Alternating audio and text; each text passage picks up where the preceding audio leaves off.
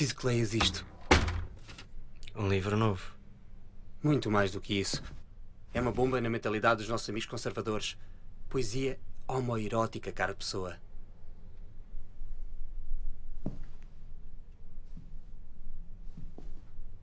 E quero que sejas tu a editá-lo. Anda, vem, porque te negas. Carne morena, toda perfume.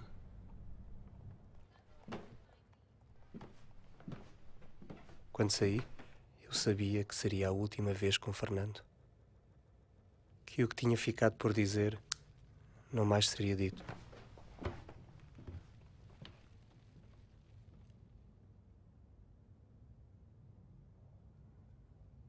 Anda, vem, porque te negas.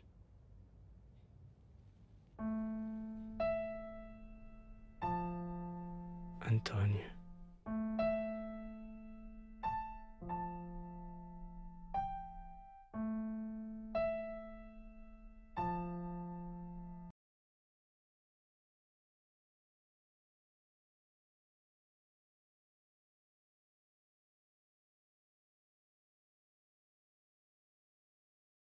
Este filme tem coisas, né? Tem muitas coisas interessantes a discutir. A história, uma dupla personalidade, portanto, a história. Então, comecemos pela história, se calhar. A história deriva de quê? Na construção de um filme, deriva, desde logo, deriva do Oscar Mendes. Deriva do... deriva do argumento. Então, comecemos pelo argumento. O argumento foi escrito desde logo por quem? Por mim só, porque não vai ter mais ninguém. As pessoas estão aqui pela Rita e pela Maria? Não, a Maria não escreveu. Escreveram outras duas pessoas comigo. Ok. E partiram de quê? Assim, a ideia original vem do poema que nós ouvimos no final. Eu já conhecia o António Boto já há alguns anos, porque ele veio da mesma terra que eu.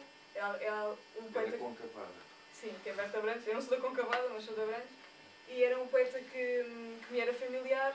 E eu sempre achei este poema muito particular porque acho que revela mais do que uma amizade.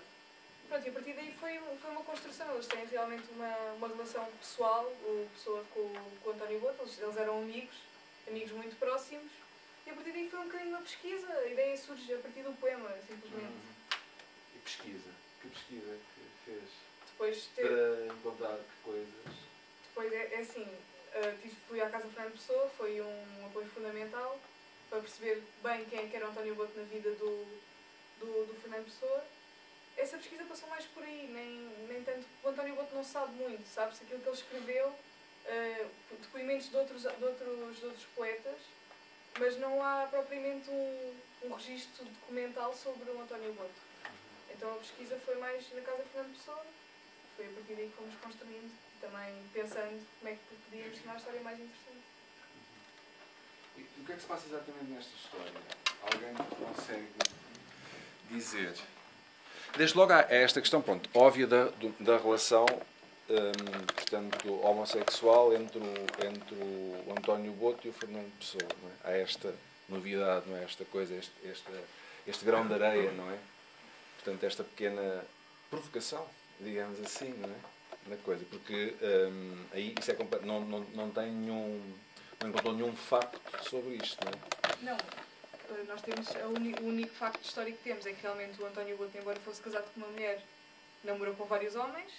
E temos o Fernando Pessoa, que tem uma data de heterónimos, e que o Álvaro de Campos é um heterónimo homossexual. E pronto, há sempre aquele jogo, será que ele não se está a fazer rever pelos heterónimos? Pronto, foi um bocadinho pegar nisso. Pronto, é isso, foi claramente. Não há registros que o Fernando Pessoa realmente tenha tido. Exatamente. Depois, eu confesso que tive voltei aqui, nesta agitação, voltei a estar... estou eu a falar, não era para ser eu a falar, mas...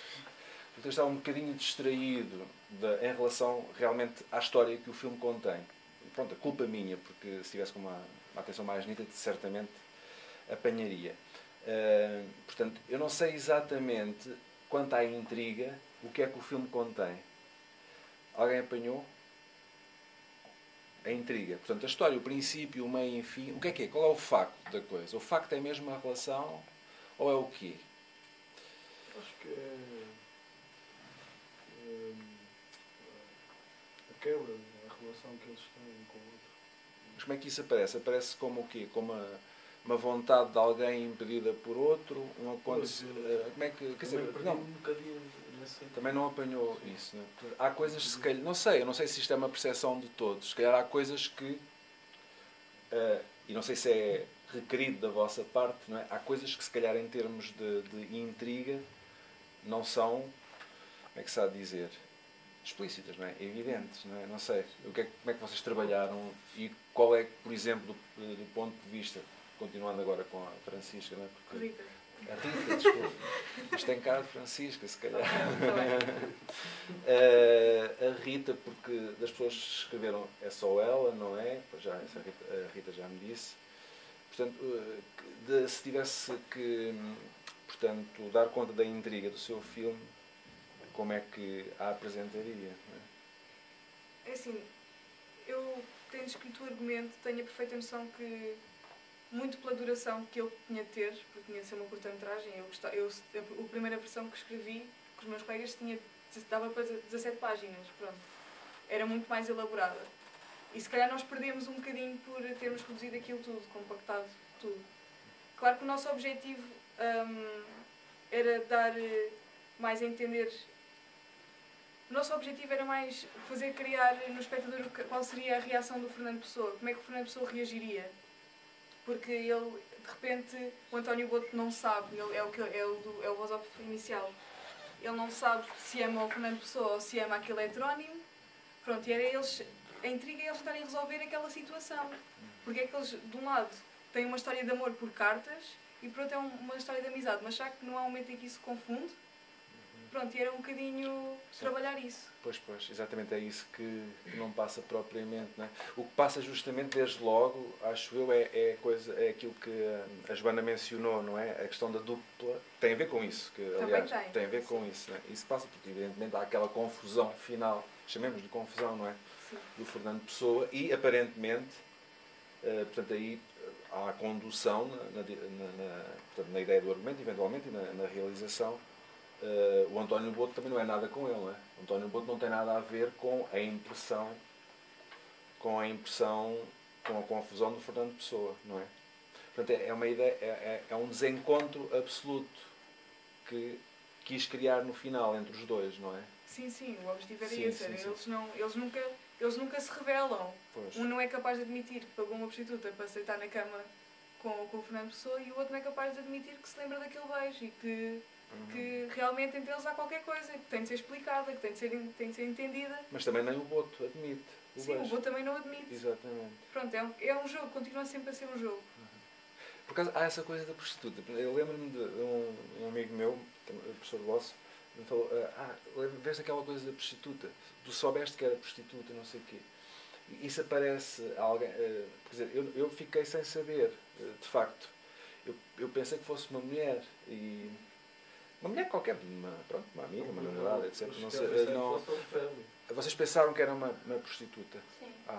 Mas, Sim, uma mulher... está subentendido, ok, está subentendido. Quando o Fernando Pessoa diz que olha com uma mulher na cama, está subentendido que ele depois põe uma bobadeira e não sabe como é que foi ali. E quando, acho que um mais um são dois, ele vê-se no plano de ver ali ter com a mulher e não havia nenhuma mulher na cena em que eles estavam... Mas só isso dá a entender que é uma prostituta. Mas a questão... Mas ok, tudo bem. A questão é, será assim tão necessário ter sido uma prostituta? Não é necessário. Foi o que a Francisca disse. Foi o que a Francisca disse. Não é nada necessário. Quer dizer, eu não fico à procura se é uma prostituta, se não é. Foi só para a Francisca dizer. Não sei se era assim. Mas o Francisco leu assim. Pronto, ok. Quer dizer, depois que era o fundamental, era perceber. Às vezes sim. podiam não perceber, mas o fundamental era as pessoas perceberem que aquela mulher que o António Boto encontra na rua é a mesma mulher que está na cama com o Fernando Pessoa. Isso eu não percebo. Não. Pronto, é possível. Isso exatamente, isso eu não percebo. Se calhar não é o Francisco percebeu, não sei. É a mesma? É a mesma? Ok. Pronto, porque és... Pronto, ok, muito bem. Aquele plano. É a mesma. Aquilo é só um plano, né? É É uma cena que só tem um plano, que é ele a ir recorrer à pesquisa sem diálogos. E o tempo que ali fica a câmera e que, como ele fica a olhar para ela, vê-se que aquilo não é. Está ali. Depois, na cena a seguir. Não, mas lá está. Ele subentendeu, subentendeu, não sei. Percebe-se facilmente. Percebe-se facilmente, muito bem. Está certo, se percebe facilmente. Quem sou eu para não se percebe facilmente? Justo, isso não tem importância para o caso, porque há uma coisa interessante neste filme, que é, desde logo, uma coisa incrível.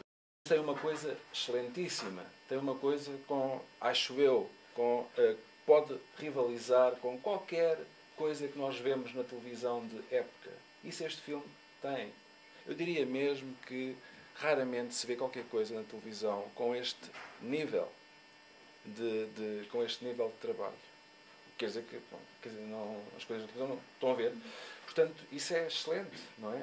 Fora, desde logo, a questão da imagem, a questão da noção da época. Por acaso, com o grão agora ajudou mais a isso. Quando eu vi na fila, a coisa parecia mais fake, não é? Parecia mais espelhada, não é? Mais não sei o quê. Aqui porque há aí um trabalho muito interessante. Agora eu pergunto, quem é que é? Há um diretor de arte, não sei se teve. Não está cá. Já agora, Sim. o André e o Miguel, que foram diretores de fotografia, Exatamente. a Daniela, que foi produtora, a Cátia, que foi editora, e o Leonardo, que foi diretor de som. Para editora, montadora, não é? Diretor de som, ok. Pronto, desde logo, o que é que há algum de vocês que queira dizer, como é que está aqui a produção, como é que, o que é que fizeram para controlar este nível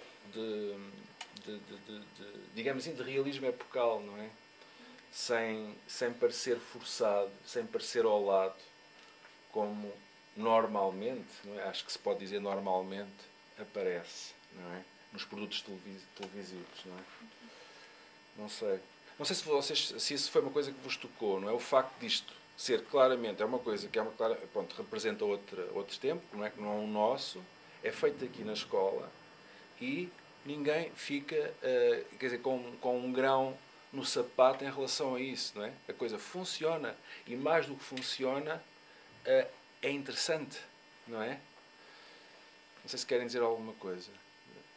Eu não sei se já houve mais filmes aqui da Lusófona de época que têm havido. Sim.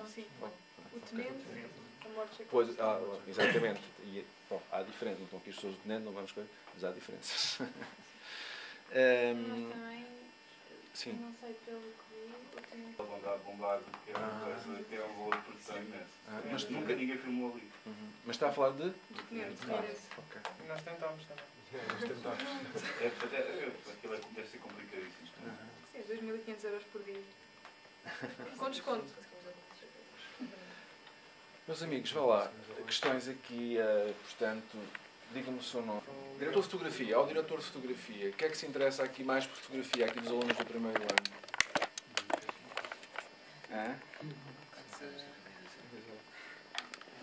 O que é que ele fez, como, que lentes, que filtros, que coisas?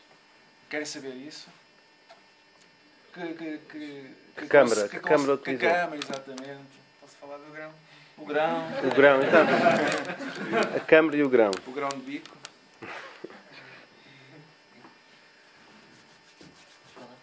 Sim. Usámos antes 16mm, já estou. Na altura Eu aplico, então. houve a questão.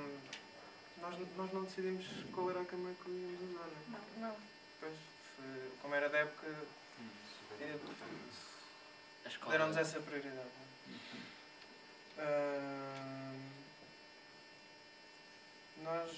O que nós escolhemos mais em relação à câmera foi o tipo película. Tivemos a falar com o Tony, o professor Tony. E nós, também em discussão com as realizadoras, pensámos se elas queriam, uma das perguntas foi se elas queriam muito grão ou menos grão. Elas queriam uma coisa mais clean e nós tentámos ficar ali no intermédio. Houve alguma disputa em relação a isso, sobre o grão? Ou aceitou facilmente Só uma discussão e entramos em Foi um acordo. consenso. Um consenso entre ambos. Depois, a nível de objetivos, queríamos algo que. Queríamos usar uma coisa mais aberta, que é também para dar uma outra envolvência. Como é um filme que tem poucas personagens, dar uma outra envolvência em relação ao espaço e à decoração. Até porque o espaço também, onde nós rodámos, era apertado. Tinha metade também desta sala, em comprimento. E, portanto, nunca poderíamos usar objetivos que estivessem muito em cima dos atores, porque nós não tínhamos espaço de recuo, não tínhamos.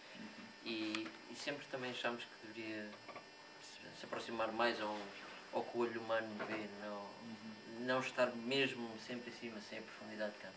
Tentámos só dar pouca profundidade de campo em alguns planos, mais do Fernando Pessoa, porque o Fernando Pessoa tem uma personalidade mais. Tem a dupla personalidade, é um sentido mais claustrofóbico que nós quisemos passar. É assim, é por aí.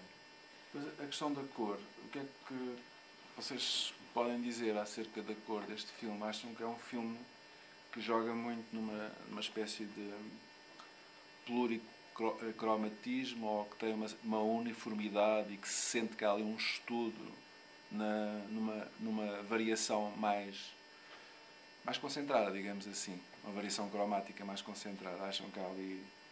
Quem é que terá sido responsável por esta variação? E qual é a tonalidade geral do filme? Cor? Há esbranquiçados, não é? Mas também há Os sépias, não é? Há sépias. ousaques tranhados, não é? Acho que há um tom...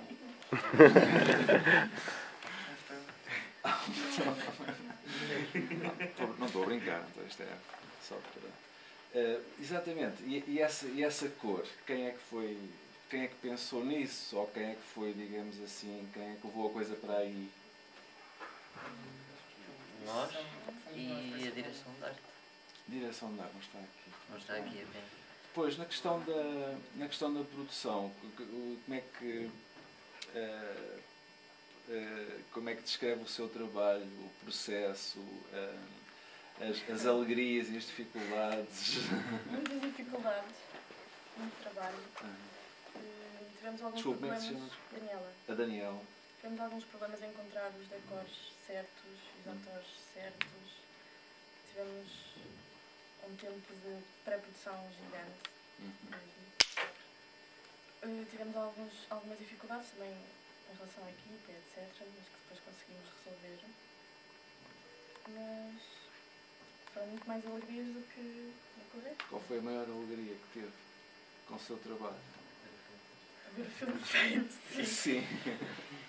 Mas sem ser isso. Coisas concretas que conseguiu, uma coisa em particular que a tenha tocado. Acho que foi um bocadinho de tudo, sinceramente. Não houve assim nada em particular. Okay. Já... Hã? Sim, encontramos o Palácio de Lagoas, que foi onde foram filmados quase todos os interiores. Palácio do Desculpa. Palácio de Lagoas. De Lagoas. Sim. Porque também é importante referir que... Incomplete, sim. É importante referir que nós tivemos dificuldade em arranjar os decors porque nós tínhamos muitos decors, tínhamos muito pouco tempo a filmar e então tínhamos de tentar considerar o máximo que conseguíssemos num espaço.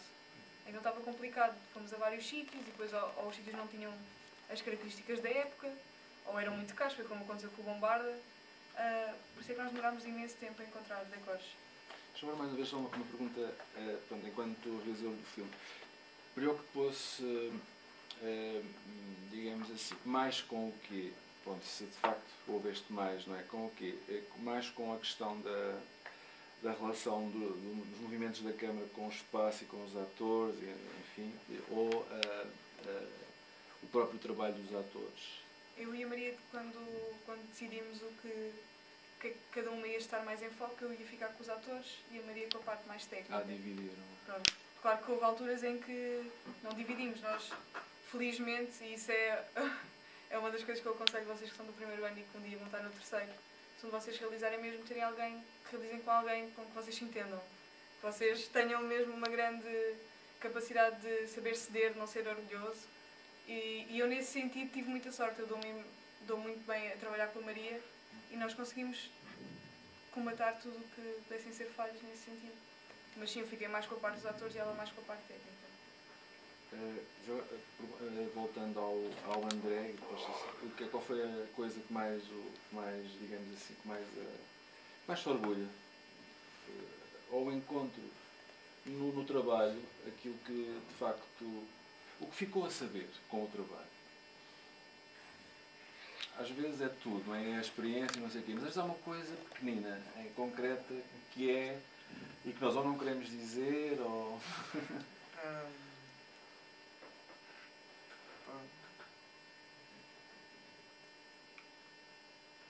Não digo que não ficou a saber nada. Não? Ficou na mesma, ficou na mesma. Não. Foi fundamental a experiência da realização do último filme, não é? Não, foi. Aprendemos imenso. Agora, uma das coisas que acho que evolui mais, e ele também, foi aprendermos um bocado a desenrascar. Que nem sempre corre tudo bem. Gerir e pegar o que as nós dificuldades temos. que surgem. No seu caso? E trabalho de preparação é muito importante. Ok. No seu caso, o que é que quer destacar do trabalho? Não sei, eu acho que, para além disto que ele disse, também o fundamental é saber gerir uma equipa. Uma equipa que está dentro de uma equipa.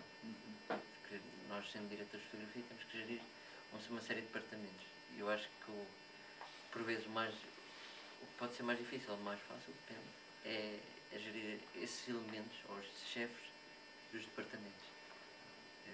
E eu acho que neste trabalho aprende-se também muito com isso. E com as pessoas que realmente se pode contar e as que não se pode contar.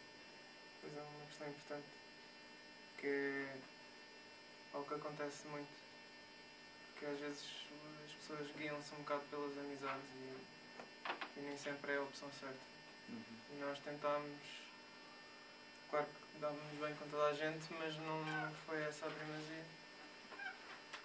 Tentámos escolher pelas pessoas que tinham melhor capacidade e em quem mais confiávamos o trabalho. Como é que se escolhe um grupo para um trabalho final? Como é que... Há uma gestão, mas não é uma decisão vossa. É uma decisão vossa, inteiramente vossa. Mas de quem? Mobilizada por quem? Pelos realizadores ou pela produção? Os argumentistas. Primeiro é os argumentistas. Depois dos argumentistas, normalmente um fica a realizar. Eu, no meu caso, não quis, como a ideia original conhecida minha, os meus colegas que escreveram comigo deram uma primazia de eu poder realizar, mas eu não fiquei a realizar com nenhum deles, os dois, fiquei a realizar com a Maria. Depois eu e a Maria escolhemos o diretor de fotografia, a diretora de arte, o diretor de som, os chefes de departamento. Depois, em cada departamento, nós demos liberdade de eles poderem escolher com quem queriam trabalhar. E os professores que coordenaram as coisas aceitaram o ponto final, não é? Sim. Pronto, temos ali o diretor de som e a montadora. Eu não chamo editor, chamo montadora, não acho antigo. Bom, há um lado mais equestre em montador, mas que questões é que podemos colocar à montadora?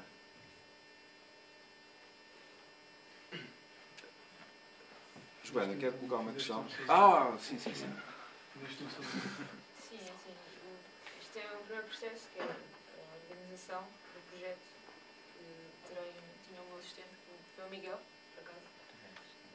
Ele organiza-me o projeto e depois eu revejo os grupos e começo por montar. Obviamente... o projeto, uma espécie de storyboard, não? Não.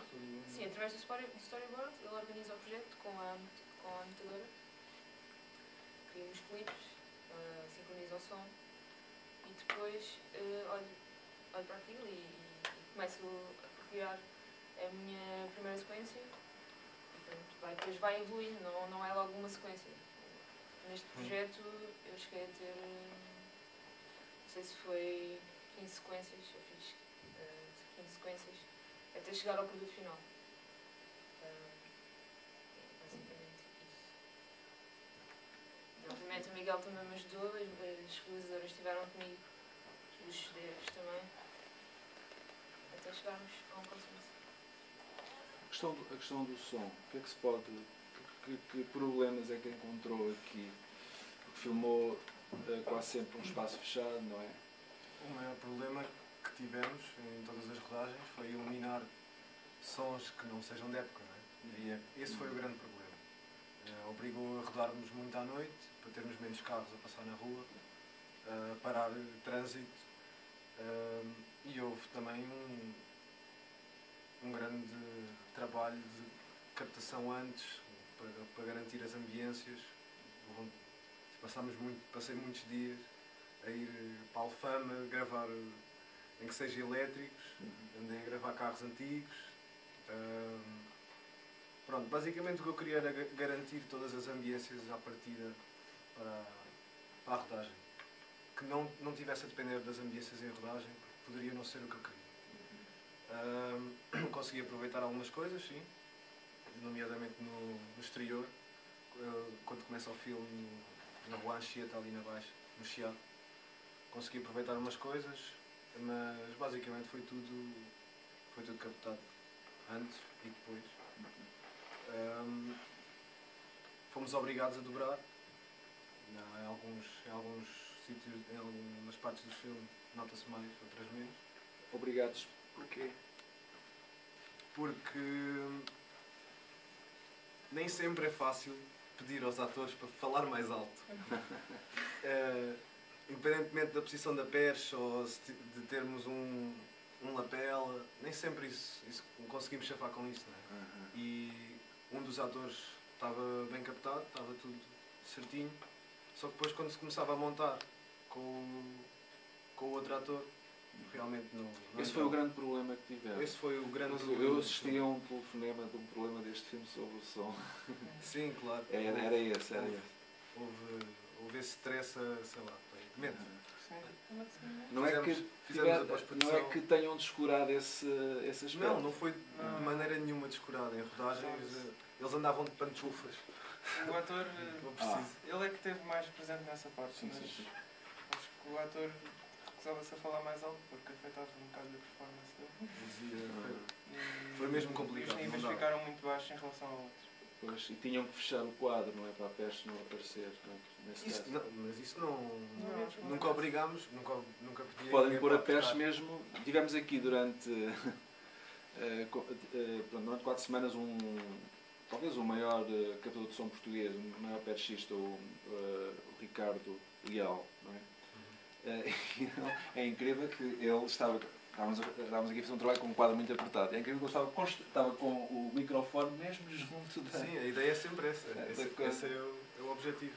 Mas em interiores foi um bocado complicado porque nós tínhamos 2 salas onde se passava a ação e tínhamos só a câmara e depois tudo o resto estava numa sala à parte. E quando era para rodar, para filmar, fechavam-se as portas e eu andava sempre lá no monitor a ver se conseguia ver a peste no limite. Só que é sempre complicado gerir isso tudo e eu só me podia guiar pelo que eu via. Se o perchista me garante que está tudo a entrar, se ele está a fazer como certo, é o ator.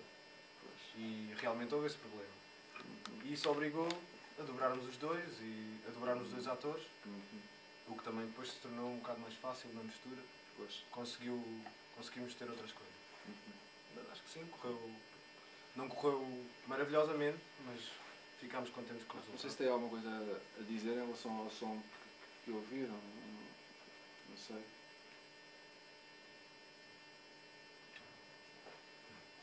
Ouviu-se, não é? Normalmente quando se fala sobre o som é porque alguma coisa estava mal, não é? Exatamente. Está bem.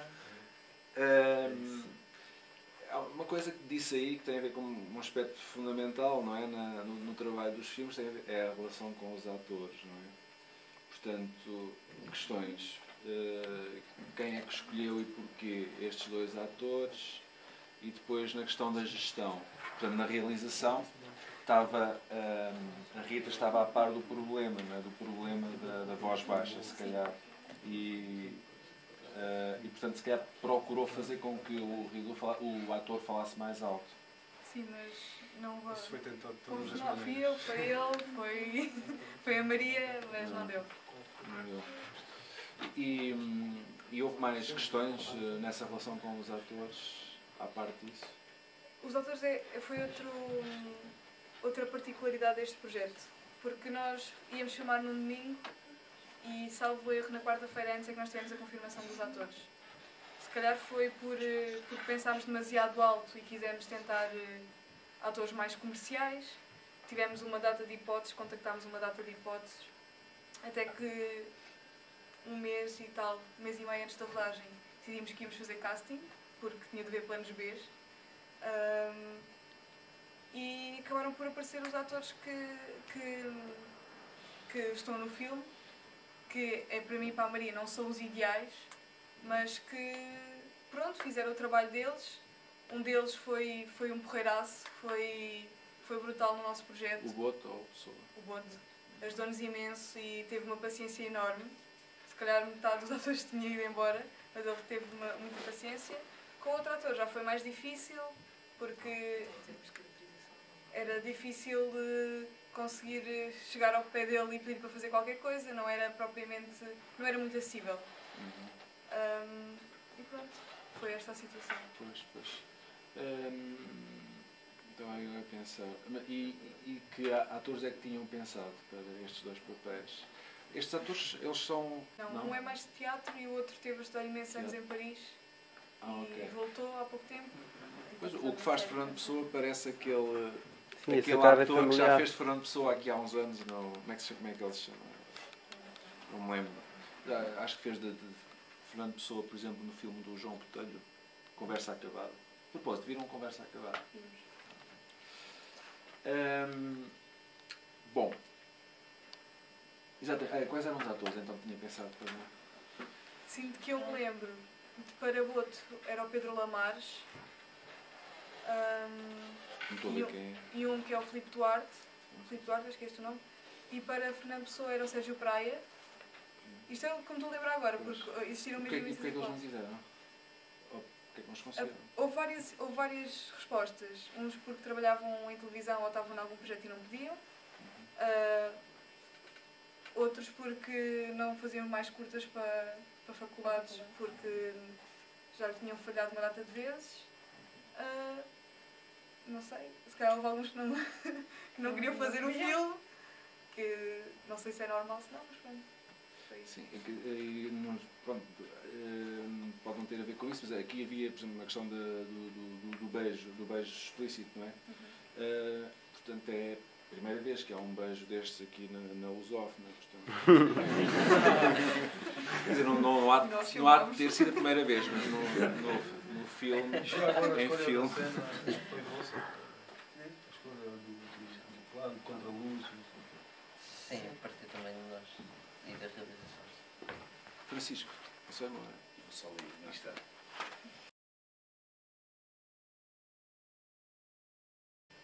Há uma questão importante que agora falhou ali na parte da edição.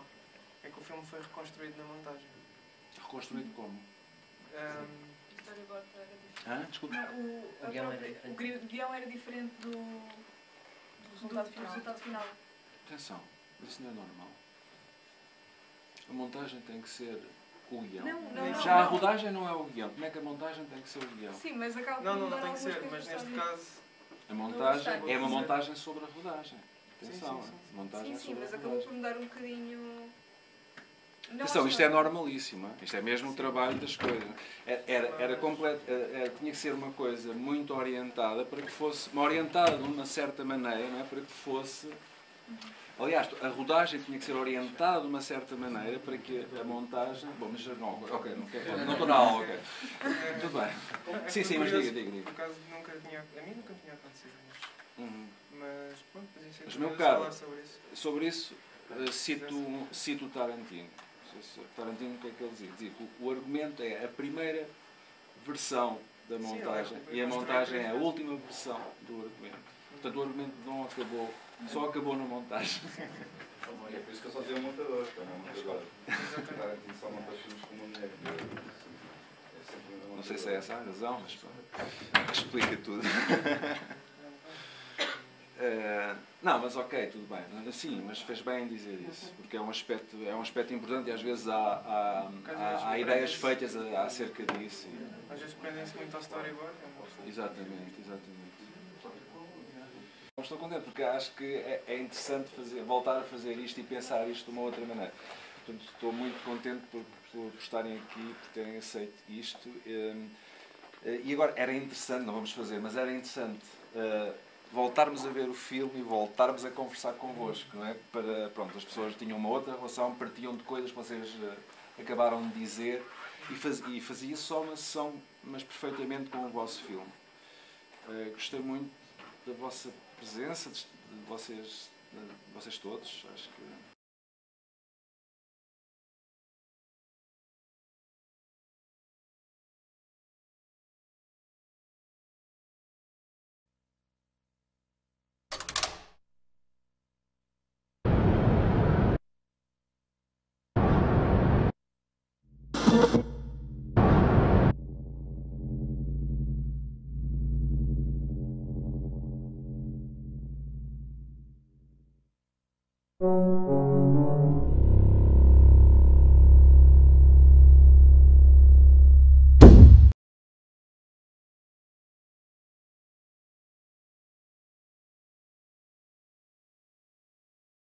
Queimar a vida e safa-se. O olhar dúbio. Mas pronto, o que vos guiou foi a questão da morte, pensar em a morte como encenador, não é? Como um agente encenador da vida. E como é que pensaram? Então a personagem sujeita... o que é que vos surgiu primeiro? Uma personagem no jogo do teatro e no jogo da vida, ou a ideia de um poder orientador, neste caso a morte, sobre a vida e sobre um vivente em particular? Isto é, como é que chegaram àquela personagem em particular? Àquela personagem que aparece no filme, a personagem que é sujeita a esse golpe, não é? A morte? Está a falar da morte ou está a falar do... Estou a falar da personagem agora, da personagem. Da personagem que não é a morte. O Mário... O papel do Mário vem mais um bocado sobre incidir, porque, como a gente já disse, a morte no teatro é a nossa premissa principal. A gente teve que arranjar um personagem porque este filme passa-se quase todo em diálogo ali, portanto é juntar o útil ao agradável. Facilitámos fazer um ator que... uma personagem com quem a morte pudesse brincar, entre aspas. Fazer aquele jogo. Sim, fazer aquele jogo todo. Isto foi mais, o tema era teatro, então a gente tinha que transformar isto tudo para... Claro. Não, mas para mim o que é... Pronto, há duas coisas interessantes desde logo. É portanto, o acidente e depois a passar... Mais interessante do que aquela coisa com o Mário Augusto, não é? Sim, mas isso é mais só mesmo para caracterizar a personagem. E depois esta parte final... portanto, é aí que se revela a coisa, essa coisa que vocês perseguiam de mostrar a morte como encenador, não é? No condutor, portanto, no cangalheiro, digamos assim, não é? Do condutor da ambulância. Portanto, essas são as duas coisas que no jogo de surpresas, não é? As duas coisas que mais me impressionaram no vosso trabalho. Vocês estão realmente a jogar, o vosso jogo é muito complicado, não é? E realmente a gente deu bastante trabalho escrever o guião, por causa dos diálogos, tinha que haver diálogos, muitos diálogos, e não é fácil escrever diálogos. Tivemos dias e dias a escrever diálogos, porque não queríamos que alguém falasse e de repente o espectador desligasse porque estava a falar muito, ou não interessava. Tentamos colocar ali...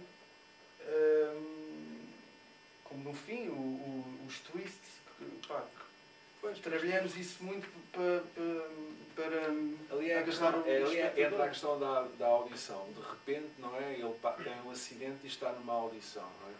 Então é o jogo da audição, está na audição sem lá estar. Portanto, é essa coisa que eu estou aqui a fazer, não é? É tipo não é entre a vida e nem a morte, é um mundo ali. E justamente o espectador entra naquele diálogo já, este gajo está aqui, isto é depois do acidente, há aqui qualquer coisa, há aqui gato, não é? Há aqui gato nisto, não é? Mas ao mesmo tempo Não sei, o que é que vocês têm a dizer? Eu gostava de fazer uma questão. Muito bem. Ele, É isso quando mesmo. está a convencer a morte, ele está a falar do coração ou está a apresentar? Isso é. Tu é que Isso sabes é que- disso.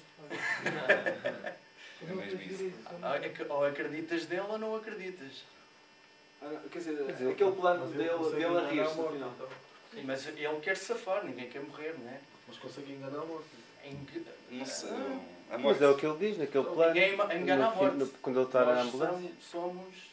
Pois eles não sabem. O que é que eles Ele enganou? quer enganar a morte. Dá-lhe a vida. Ele quer enganar, mas ele não conseguiu enganar a morte supostamente. A tua pergunta é porque no fim, se tu olhas, gente quis mesmo que aquele sorriso da morte na ambulância fosse um sorriso dúbio. É como ficamos porque isto é como que eu já disse, há muita gente que vive a vida a fazer o mal e mesmo assim é recompensada. E era um bocado a moral da história que eu também quis dar. É Assim isso. faz sentido. Sim, mas pronto, essa moral também, deixem-me cá, desculpem lá, essa moral não passa muito porque o personagem é ridículo, não é um mau, não é? A figura é uma figura de um tipo que é ridículo, não é um tipo mau, não é? Portanto, não é um tipo que aparece ali a fazer mal concretamente. Não sei se tem essa percepção. Portanto, isso é demais, essa moral é demais, pedirem essa moral para o filme, não é? Mas realmente com o que ficamos no final é mesmo o sorriso, aquele sorriso do Wallenstein, justamente, que é um sorriso. E é aí, digamos assim, que é esse plano, que é o plano principal do filme, não? É aquele final que faz o filme. Embora aquele plano em particular realmente levanta questões, não propriamente de saber o sentido, mas se calhar de perguntar porque é que puseram o ator, a personagem ali a dizer aquilo que diz, portanto, a voltar ao mesmo, ele volta ao mesmo ali, volta à mesma, já enganei mais, não. Sim, sim. Volta ao mesmo ou não? Não sabemos. Não, volta à Ele mesma. pode estar a mentir para ele próprio outra vez. Não, quer dizer, eu estou a dizer daquilo que vemos no ecrã, ele volta a ser da mesma maneira, portanto, volta a gabarulice, volta quer dizer, estou convencido, não é? Volta nesse sentido. Ele acha-se o melhor ator da geração dele. E acha que naquele momento ele conseguiu enganar o diretor de castings mais importante de todos, que é a morte. E então não deixa de conseguir sentir-se feliz por isso. Ok. Feliz e orgulhoso. Mas no fim ninguém consegue enganar a morte. Todos morremos, não é? Sim, e realmente está explicada a coisa, não está explicado porque imaginem que não era assim, imaginem que ele tinha ali um ato de contrição e reconhecia todos os seus erros. E realmente eu sou um merdas e foge, ainda bem que me safaram destas, ou que eu me safei sem querer, não sei o quê. Tinha ali um autorreconhecimento, não é? Imagina, seria outro filme, não? Mas não seria o nosso. Não, mas exatamente, seria outro filme. Portanto, Difícil acabar assim o filme, se calhar. Acabar um filme assim, onde ele se sentisse arrependido. Não, antes do plano da morte. Exatamente, tal como está, mas exatamente antes do plano da morte. A morte virava-se à mesma. Ou seja, a morte era mais como é que se diz, sádica ainda. Não, ok, não, mas tudo bem, porque realmente é uma opção, não é? É uma opção deles. E justamente eles já disseram porquê, não é? Eles queriam, exatamente. E a relação com os atores? Vocês conseguiram moldar por completo, por exemplo, o Wallenstein, em termos de sorriso? Foi fácil, andar? Foi mesmo fácil, foi tudo muito rápido, porque a gente no primeiro dia do filme foi 9 horas de rodagem, no teatro, fizemos 17 planos, é muito. É muito pouco. Vamos a filmar em 16mm, para o espaço que tínhamos e para as ações que a gente queria cobrir. Portanto, isso foi logo uma das coisas mais difíceis. Mas por acaso o José, e a gente não conseguiu ter ensaios com ele. O José caiu-nos no dia de rodagem, caiu-nos lá e fez tudo o que tinha a fazer. Tivemos 2 dias. Facilmente explicado, ele percebeu muito bem o guião que a gente queria logo também. Ele percebeu muito bem o que é que a gente queria daquela personagem. Daquela mímica, vocês gostaram da mímica dele? Já. Okay. Também já o ano passado, antes do filme, tinha trabalhado com a Ana Marta Tchaikovsky. Exatamente. Já o conheciam daí? Eu conheci-o porque foi vídeo assist ali desse filme, então achei logo que aquele podia ser o tipo de morte que a gente queria. Mas pronto, tivemos outras opções também ao início. Não, por acaso foi sim, ele foi o principal. Tínhamos outras opções para o Filipe. para o Filipe Para o também. Filipe é que tinha muitas outras. É. Que nenhuma delas conseguiu concretizar, mas a gente acha que foi Mas ficamos uma questão de sorte, uma questão, ao fim e ao cabo tivemos um ator fenomenal, que é o Mário Redondo. E muita porreira, disponível. Um talento enorme. E ainda bem que não conseguimos nenhum daqueles outros atores que queríamos ao início. Sim. Ainda pensámos no Nuno Lopes, não foi? Filipe Duarte também, que estavam a falar há bocado. Nuno Lopes. Estavam a trabalhar. O Nuno Lopes, por exemplo, estava a trabalhar nos contemporâneos, para a RTP1, dava mesmo. E os outros também, era por causa do trabalho. Dizem eles. Dizem eles, mas pelo menos o Nuno Lopes disse logo. E estava, disse realmente estava. Mas em termos de relação foi tudo super fácil. Tivemos essa sorte. Tivemos, e daquilo que falou ao início da motivação, foi mesmo pela história em si, não fomos nós, foi a ideia. Toda a gente gostou de ideia e depois que o trabalho foi se desenvolvendo e estávamos a ver resultados e não sei o quê, a malta ficou mais. Foi basicamente isso. Que eu acho que é o fundamental de qualquer filme, é a história, é a ideia base. Se tens uma base boa, há muito menos margem de erro. Podes filmar mal, eu não sei o quê, mas se a ideia estiver lá e se sentires a ideia, para mim é ótimo. Eu, por exemplo, na estreia, Depois é a questão. Desculpe, sim, na estreia, antes do filme acabar, quando o Mário Redondo diz que eu sou muito bom naquilo que faço, as pessoas começaram logo a aplaudir. E eu, ainda deitei umas lágrimas e não sei o quê. Não, e foi uma coisa que muitas pessoas disseram que a gente não ia conseguir fazer aquilo. Pois, muitas pessoas. Desde o início tivemos pessoas a dizer, não, isto não vai dar, esse guião não dá, não vou conseguir. E a gente, não, isto vai dar. E pronto, e deu. Porque antes do filme acabar, estavam a bater palmas e pararam as palmas e depois continuaram-se as palmas outra vez. Bateram palmas, mal viram quando ele disse depois quando viram a morte. Bateram palmas ainda antes da morte se virar. Depois viram a Isso é morte. estranho. Isso é muito estranho. Foi o que aconteceu. Era o que a gente queria pensar que o filme acabava ali. Né? Que as pessoas tivessem essa intuição. Ainda levam o estalo e aqui é que acaba. E foi das coisas que eu mais gostei, porque eu já tive experiência, foi ter 400 pessoas ali. Não, é uma coisa muito interessante, porque vocês levam a coisa até ao fim, não é? E acho que há esse momento, tem um fim que é verdadeiramente um fim, não é? É um fim que não é anedótico, é mesmo uma revelação que tem a ver com a ideia, não é? Porque podia ser apenas um golpezinho de uma pequena ironia, digamos assim, mas não é aí que se revela a ideia. E portanto há essa junção, não é? No final, tem um final forte, não é? Não sei se calhar é capaz de ser, nos filmes lusofianos, o final mais forte, não é? Não sei. Até mais forte que o final do filme que acabámos de ver, por exemplo, não é? Porque temos muito cuidado, usamos muito o paradigma do Sitfield. Usaram isso. Usamos. Raios. Foi mesmo. Onde vocês se foram meter também. Não era preciso isso. Ajuda muito. Preciso, mas ajuda porque a partir, se tens um fim, tens de ter um início. E foi o nosso fio condutor. E por isso é que acho que a história está toda. Era preciso um Sitfield para isso? Não, foi preciso um paradigma. Mas acho que até em relação ao final, acho que fica um bocadinho aberto. Mas também não é para fechar mesmo, é para ficar um bocado à ideia do espectador. Porque não é só a nossa visão sobre a coisa, é o que tem a ver com todos nós. A morte há de chegar um dia para cada um de nós, não é?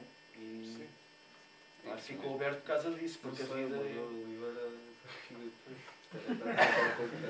Esse a gente está no berreiro e ele ainda está cá a fazer filmes. O que é também muito interessante no vosso filme é tratarem desse tema, não é?